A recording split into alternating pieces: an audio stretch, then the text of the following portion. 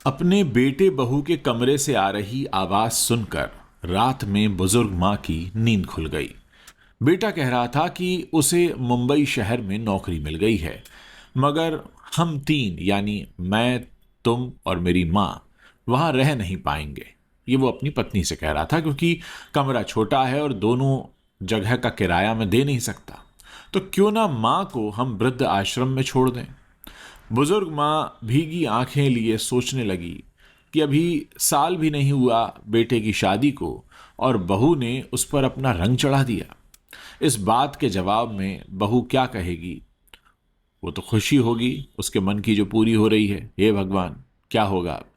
मगर कमरे से जब आवाज आई तो असल में अपने पति की बात सुनकर वो पत्नी बोली कि नहीं, माँ और मैं यहीं रहेंगे। मैं पढ़ी लिखी हूँ, बच्चों को ट्यूशन पढ़ाकर इतना तो काम कर ही लूंगी कि मेरा और माँ का गुजारा हो जाए। और आपने तो बताया था कि माँ ने आपको लोगों के घरों में काम करके पढ़ाया था। सोचो, अगर माँ भी आपको किसी अनाथ आश्रम में छोड़कर अपना जीवन शुरू करती तो आज आप कहाँ होते।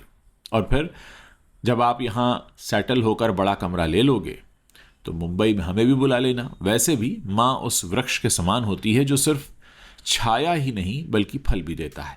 माँ ये सुन रही थी और उसकी आंखों में आंसू छलक आए, और उसे भी समझ आ रहा था कि उसे बहू के रूप में एक बहुत अच्छी बेटियां मिली है। दोस्तों, इस छोटी सी कहानी का भाव भी यही है। सास बहू का रिश्ता भी माँ बेटी का रिश्ता होता है। दोस्तों, अगर दोनों तरफ से प्रेम और सम्मान देने की कोशिश हो तो सचमुच ये रिश्ता बेहद प्यारा है, जो घरों को, परिवार को जोड़ने में एक महत्वपूर्ण कड़ी बन जाता है।